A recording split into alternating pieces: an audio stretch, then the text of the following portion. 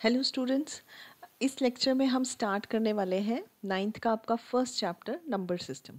ठीक है, तो उससे पहले ये छोटी सी कुछ डेफिनेशंस हैं, टर्म्स हैं जो आपको बिल्कुल क्लियर होनी चाहिए। ठीक है, पहले हम वो कर लेते हैं, फिर हम चैप्टर पे प्रॉपर आएंगे। तो सबसे पहले है नेचुरल नंबर्स। ठीक है, ये हम लोग 6th 7th क्लासेस में कर चुके हैं कि व्हाट आर नेचुरल नंबर्स। फिर भी एक बार इसको रिवाइज कर लेते हैं। तो नेचुरल नंबर्स क्या होते हैं और उनको क्यों नेचुरल नंबर्स कहते हैं।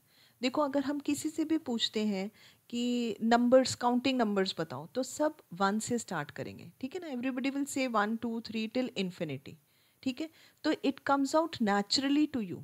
जो भी बंदे को नेचुरली 1 से ही स्टार्ट करेगा, that's why they are called natural numbers. और 1 से स्टार्ट होते हैं, 1 2 3 4 and till infinity. There are infinite natural numbers.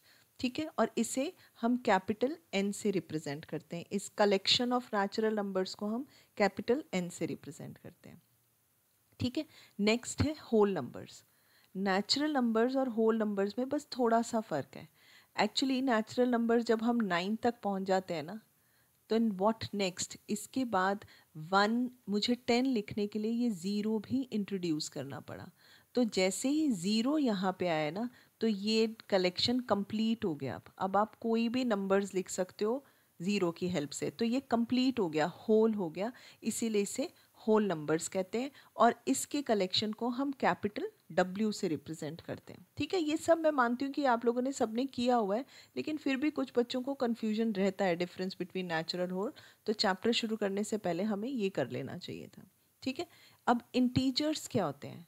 सारे natural numbers with negative sign भी अगर हम ले लें तो वो इंटीजर्स हो जाएंगे। यानी माइनस इन्फिनिटी से स्टार्ट करके ये पूरा कलेक्शन -2 -1 0, अब ये होल नंबर्स आ गए। ठीक है, then all positive natural numbers and with negative sign, ये सारे नंबर्स टिल इन्फिनिटी, ये सारे इंटीजर्स कहलाते हैं, नेगेटिव इन्फिनिटी से पॉजिटिव इन्फिनिटी तक। ठीक है, और इनको हम z से रिप्रेजेंट करते हैं।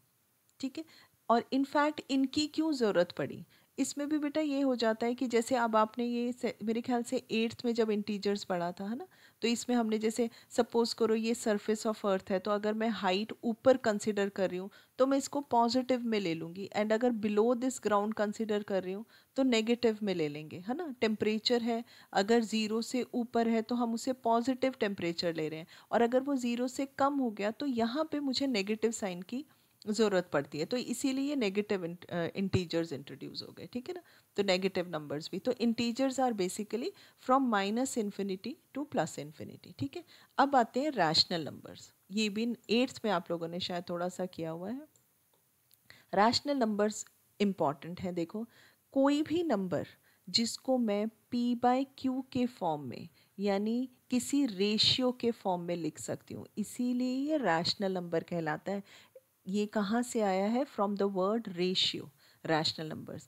Any number which can be written in the form p/q, where, क्या कंडीशन है, ये p और q क्या है, वेयर p एंड q, पहली कंडीशन है p and q are integers, यानी ये पॉजिटिव और नेगेटिव कुछ भी हो सकते हैं। सेकेंडली, q ज़ीरो नहीं होना चाहिए। अब q ज़ीरो क्यों नहीं होना चाहिए, किसी भी नंबर को अगर हम ज़ीरो से डिवाइड करते हैं तो हमें एक नॉट डिफाइंड, किसी भी नंबर को ज़ीरो से डिवाइड करके कोई नंबर नहीं मिलता। ठीक है ना, तो it's not a real number. तो कंडीशन आ जाती है डिनोमिनेटर ज़ीरो नहीं होना चाहिए। And third, p and q are coprimes. अब ये को प्राइम्स का क्या मतलब होता है, कोई भी दो नंबर्स जिनमें कॉमन फैक्टर 1 के अलावा कुछ नहीं होता, p and q have no common factor other than 1, इनमें कोई भी कॉमन फैक्टर नहीं होना चाहिए 1 के अलावा, उन्हें हम को प्राइम नंबर्स कहते हैं। तो ये तीनों कंडीशन सेटिस्फाई हुए तो वो नंबर रैशनल नंबर्स कहलाते हैं। ठीक है, कलेक्शन ऑफ रैशनल नंबर्स को हम q से रिप्रेजेंट कर सकते हैं, और q शायद कोशेंट से q आ गया। ठीक है ना, रेशियो से रैशनल नंबर्स और q कोशेंट से आ जाता है q, तो collection of rational numbers is represented by q। ठीक है, तो रैशनल नंबर्स ये हो गए। अच्छा, अब एक चीज़ कंसिडर करें, अब नेचुरल नंबर्स होते हैं 1 से लेकर इन्फिनिटी तक, तो क्या मैं 3 को कह सकती हूँ कि ये रैशनल नंबर है। तो कई स्टूडेंट्स ये कहते हैं कि नहीं 3 रैशनल नंबर नहीं है, क्योंकि रैशनल नंबर का पहला ही पॉइंट लिखा है कि which can be written as in the form p by q. अब इसमें डिनोमिनेटर में तो कुछ है ही नहीं, लेकिन हमें पता है ना कि मैं इसको ऐसे तो लिख सकती हूँ 3 इज सेम एज 3/1। तो अब देखो ये तीनों कंडीशन सेटिस्फाई कर रहा है 3। p और q इंटीजर्स हैं, हाँ हैं, 3 और 1 दोनों इंटीजर्स हैं, डिनोमिनेटर में ज़ीरो भी नहीं है और इनमें कोई कॉमन फैक्टर भी नहीं है। तो in fact all natural numbers, whole numbers and integers, they all are rational numbers, they all can be written as p by q। सबके डिनोमिनेटर में अगर हम 1 लिख दें, अब जैसे अगर मैं एक और एग्जांपल ले लूँ, -25 is an integer, but is it a rational number? Yes, because -25 can be written as -25/1। ये तीनों कंडीशन सेटिस्फाई हो गई। तो कहने का मतलब all natural numbers, whole numbers and integers सब रैशनल नंबर्स के अंडर आ जाते हैं। ठीक है, नेक्स्ट है इरेशनल नंबर, जो कि हम नेक्स्ट एक्सरसाइज में करेंगे, बट सिंपल सा है कि कोई भी नंबर, अगर मैं कहूँ ना पूरा नंबर सिस्टम 2 पार्ट्स में डिवाइड हो सकता है, पूरे रियल नंबर्स। अब आप कहोगे ये रियल नंबर्स क्या होते हैं, हर नंबर ही तो रियल नंबर्स हैं, ये भी आपके 10th का टॉपिक है। तो इनको बेसिकली हम रियल नंबर्स को रैशनल नंबर्स और इरेशनल नंबर्स 2 कैटेगरीज में डिवाइड कर सकते हैं। That is either a number is a rational number, और अगर वो रैशनल नहीं है तो वो इरेशनल होगा। ठीक है ना। तो रैशनल नंबर्स क्या थे, which can be written as in the form p by q. तो इरेशनल नंबर्स वो नंबर्स होते हैं जो p बाई क्यू के फॉर्म में नहीं लिख सकते, किसी रेशियो के फॉर्म में नहीं लिख सकते। डिटेल में हम इसको नेक्स्ट एक्सरसाइज के लेक्चर में कर लेंगे। ठीक है। अब प्राइम नंबर्स, ये एक बहुत ही इम्पॉर्टेंट डेफिनेशन है, बहुत इम्पॉर्टेंट टर्म है, लेकिन मैंने इतने बड़े बड़े स्टूडेंट्स को भी देखा है जो प्राइम नंबर्स में कंफ्यूज रहते हैं कि प्राइम नंबर्स क्या होते हैं, हमेशा कुछ ना कुछ डेफिनेशन ही प्रॉपर क्लियर नहीं होती। तो प्राइम नंबर्स की सिंपल सी डेफिनेशन है, कोई भी नंबर्स जिनके सिर्फ 2 ही फैक्टर्स होते हैं, 1 एंड नंबर इटसेल्फ। ठीक है, और अगर और सिंपल बोलें तो वो नंबर सिर्फ 1 के टेबल में आता है या फिर अपने टेबल में आता है, उस नंबर को हम प्राइम नंबर कहते हैं। ठीक है, जैसे कि अगर मैं बोलूँ 3, तो 3 किसके टेबल में आता है, 3 या तो 1 के टेबल में आता है या 3 के टेबल में आता है, 1 एंड नंबर इटसेल्फ, तो yes it is a prime number. ठीक है, अगर मैं बोलूँ से कोई भी नंबर ले लेते हैं, 9 ले लो, तो 9, 1 इंटू 9 इज़ 9, 1 के टेबल में आता है, 9 के टेबल में भी आता है 9 इंटू 1, और किसी के टेबल में आता है, यस 3 के टेबल में आता है। तो it is not a prime number, क्योंकि इसके मोर देन 2 फैक्टर्स हो गए। ठीक है, तो numbers which have only 2 factors, 1 and number itself, are called prime numbers. ठीक है, तो प्राइम नंबर्स में सबसे स्मॉलेस्ट प्राइम नंबर कौन सा हुआ, 1 नहीं है, 1 is not a prime number. क्यों नहीं है मैं ये अभी बताती हूँ। तो पहला प्राइम नंबर जो है, स्मॉलेस्ट प्राइम नंबर इज़ 2। ठीक है, 2 हो गया, and in fact 2 is the only even prime number. इसके अलावा कोई भी इवन नंबर प्राइम नहीं होता। 2, क्योंकि 2 के भी 2 ही फैक्टर्स हैं, वो 1 के टेबल में आता है और 2 के टेबल में आता है। फिर नेक्स्ट इज 3, 4 नहीं होगा क्योंकि 4 1 के टेबल में आता है, 4 के टेबल में आता है एंड 2 के टेबल में भी आता है। ठीक है ना। तो 2, 3, 5 देन 7, 8 नहीं है, 9 नहीं है, 10 नहीं है, देन 11, 13, 14, 15, 16 नहीं है, 17, देन 19 एंड सो ऑन, ये आप फाइंड कर सकते हो। तो आप इनमें चेक कर सकते हो, ये सारे नंबर्स सिर्फ 1 के मल्टीपल्स हैं, यानी 1 के टेबल में आते हैं या अपने टेबल में आते हैं। ठीक है, तो दोज आर प्राइम नंबर्स। अच्छा, अभी मैंने बोला कि 1 is not a prime number. क्यों 1 प्राइम नंबर नहीं है, क्योंकि आप देखो 1 किसके टेबल में आता है, सिर्फ 1 के टेबल में आता है, यानी उसका सिर्फ एक ही फैक्टर है। जबकि प्राइम नंबर्स को हमने क्या कहा है कि numbers which have 2 factors only, which have only 2 factors. इसके तो 2 भी फैक्टर्स नहीं है, 1 का तो एक ही फैक्टर है 1, तो वो प्राइम नंबर नहीं है। इसके बाद है कॉम्पोजिट नंबर। जो नंबर्स प्राइम नंबर्स नहीं होते वो कॉम्पोजिट होते हैं, यानी number which has more than 2 factors. Numbers which have more than 2 factors, which have more than 2 factors are composite numbers more than 2 factors. तो अब अभी जैसे मैंने एग्जाम्पल ऊपर 9 का लिया है ना, तो 9 के क्या क्या फैक्टर्स हैं, 1 है, 3 है और 9 है। तो 9 is a prime number, sorry composite number. आप कोई और ले सकते हो, जैसे आप ले लो कोई भी एक नंबर ले लेते हैं, 18 ले लो जैसे, है ना। तो 18 का 1 फैक्टर है क्योंकि 1 के टेबल में आता है, और अपना 18 के टेबल में तो आता ही है, 2 के टेबल में आता है, 2 9s आर 18, 3 के टेबल में आता है, 3 6 आर 18, देन 6 है, 9 है, तो इसके इतने सारे फैक्टर्स हैं, तो ये कॉम्पोजिट नंबर हो गया। ठीक है, क्लियर है। Prime numbers and composite number. And 1 को मैंने लिख दिया, 1 इज नीदर प्राइम, ना तो वो प्राइम है, is neither prime nor composite. ये छोटी छोटी सी डेफिनेशंस है, या आप चाहो तो नोट भी कर सकते हो इसको पॉज करके, नॉर कॉम्पोजिट। ठीक है। एंड एक और कि 2 is the only even prime number. अब को प्राइम नंबर्स, ठीक है, ये अभी हमने जब रैशनल नंबर की डेफिनेशन लिखी तो हमने लिखा कि P and Q should be को प्राइम। तो को प्राइम नंबर्स बेसिकली बच्चों ये हो गए जिनका कोई भी कॉमन फैक्टर ना हो, सिर्फ 1 ही उनका कॉमन फैक्टर हो। दे हैव को प्राइम नंबर्स क्या होते हैं, which have no common factor other than 1। ठीक है। अब कभी कभी स्टूडेंट्स ये कंफ्यूज होते हैं कि शायद ये प्राइम नंबर्स होते होंगे तभी ये वर्ड प्राइम आया है। ऐसा नहीं है। अब आप देखो, अगर मैं एक एग्जांपल ले लूँ, जैसे 8 एंड 27, क्या 8 और 27 प्राइम है? No, they are not prime. इनके मोर देन 2 फैक्टर्स हैं।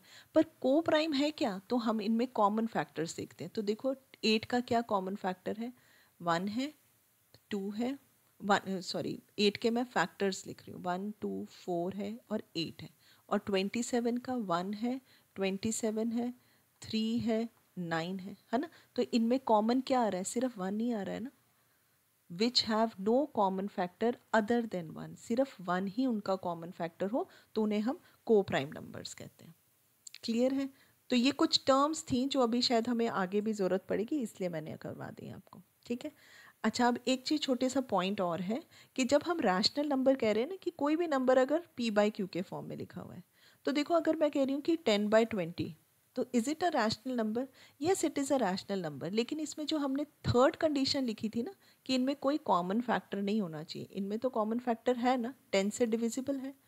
तो हम जब रैशनल नंबर कहेंगे ना, तो 10/20 नहीं, उसे सिंपलेस्ट फॉर्म 1/2 के फॉर्म में लिखेंगे। ठीक है ना। अब अगर अदरवाइज देखा जाए तो 2/4 अगर मैं लिख लूँ, या 3/6 लिख लूँ, या 10/20 लिख लूँ, these all are what, are they rational numbers? First और सेकंड कंडीशन तो सेटिस्फाई हो रही है, लेकिन इनमें कॉमन फैक्टर है ना, they can be cancelled out. ये 1/2 लिख सकती हूँ, ये भी 1/2 लिख सकती हूँ, इसे भी 1/2 लिख सकती हूँ। तो जब मैं रैशनल नंबर कहूँगी ना, तो मैं 1/2 लिखूंगी, 3/6 नहीं लिखूंगी, 10/20 नहीं लिखूंगी। इनफैक्ट ये सारे जो थे ये इक्विवेलेंट रैशनल नंबर्स हैं, है ना। इक्विवेलेंट, इनकी वैल्यू तो सेम ही है ना। These are equivalent rational numbers या फ्रैक्शन रैशनल नंबर्स। ठीक है। तो ये छोटी छोटी सी डेफिनेशंस थी जो आप लोगों को, टर्म्स थी जो आप लोगों को क्लियर होना चाहिए। ठीक है। अब जो बुक में क्वेश्चन है, एक दो ऑब्जेक्टिव क्वेश्चंस हैं। एग्जाम्पल 1 देखो आप, सॉल्व है। Are the following statement true और false? Every whole number is a natural number. क्या सारे होल नंबर्स लिख लूँ मैं ये, तो क्या ये सारे नेचुरल हैं? नहीं, ये थोड़ी ना है। 0 तो नेचुरल नहीं है ना, तो no, it is not. First statement आपकी जो है, it's a false statement. Second जो है, every integer is a rational number. तो अभी हमने कहा कि कोई भी इंटीजर है, यानी पॉजिटिव है अगर, या नेगेटिव है, कुछ भी लिख लेती हूँ, ये दोनों इंटीजर्स हैं, तो क्या ये रैशनल है? यस। क्यों? मैं इसको ऐसे लिख सकती हूँ, इसको भी ऐसे लिख सकती हूँ, तो yes, this is a true statement. Third statement है, every rational number is an integer. अब रैशनल नंबर अगर मैं कोई भी लिखती हूँ, 2/5, इट इज़ रैशनल, पर ये इंटीजर है क्या? No, it is not an integer. ठीक है ना, क्योंकि इंटीजर्स में क्या होता है, डिनोमिनेटर 1 होगा, नंबर्स होते हैं प्रॉपर, तो this is not an integer. ठीक है। तो ये तो आपका फर्स्ट एग्जाम्पल था। फिर सेकेंड जो है, जो इस एक्सरसाइज में अब आप करने वाले हो, जैसे ये find 5 rational numbers between 1 and 2। 1 और 2 के बीच में रैशनल नंबर्स फाइंड करने हैं, सिर्फ 5। In fact there are infinite rational numbers between 1 and 2। अगर मैं नंबर लाइन बनाती हूँ, है ना, ये आप लोगों ने की हुई है पहले भी, 0, 1 और 2। इनफैक्ट नंबर लाइन या कोई भी लाइन कैसे बनती है, अगर हम छोटे छोटे पॉइंट्स को एक साथ ज्वाइन कर दें तो we get a number line. And every point represents a number. Every point, आप इसको एनलार्ज करके देख लो, छोटे छोटे जितने भी पॉइंट्स हैं वो सब एक नंबर रिप्रेजेंट करते हैं। तो 1 और 2 के बीच में देर आर इनफाइनाइट पॉइंट्स, यानी इनफाइनाइट नंबर्स होते हैं। उन्होंने सिर्फ 5 नंबर्स निकालने के लिए हमें बोला है। तो देर आर डिफरेंट वेज। एक तरीका तो ये है कि हम इनको, अगर सपोज हो ये a है और ये b है, तो इनके बीच में a प्लस बी बाई 2 एक रैशनल नंबर होगा, ठीक है ना। तो a प्लस बी बाई 2 आप करोगे 1 प्लस 2 अपॉन 2, तो 3/2 इज़ अ रैशनल नंबर। अब एक और निकालना है, तो 1 और 2 आया, इसके बीच में मैंने 3/2 निकाल लिया। सेम स्टेप से हम इसको a और b कंसिडर करके फिर ऐसे इन दोनों के बीच निकाल सकते हैं। इट्स अ लेंदी प्रोसेस, ठीक है, इसको करने में थोड़ा सा टाइम लगता है। इससे बेटर क्या कर सकते हैं हम, जैसे 1 और 2 है ना, इनके बीच में नंबर्स चाहिए, तो हम इनको इस तरह से कर लेते हैं। जैसे 1 है, 1 को मैं लिख सकती हूँ से 6/6, इट इज़ 1, है ना। ऐसे ही इसे भी डिनोमिनेटर 6 के फॉर्म में मैं 12/6 लिख सकती हूँ ना, वही इक्विवेलेंट फ्रैक्शन वाली बात होगी। अब देखो ये 6/6 है, ये 12/6 है, इनके बीच में जो नंबर्स हैं ये आ सकते हैं 7/6, 8/6, 9/6, 10/6, 11/6, है ना। तो ये आगे, अब सपोज करो 1 और 2 के बीच में आपको ज़्यादा नंबर्स निकालने होते हैं, तो मैं ऐसा करती हूँ, डिनोमिनेटर 10 लिख लेती हूँ, तो दिस इज़ 10/10, दिस इज़ 20/10।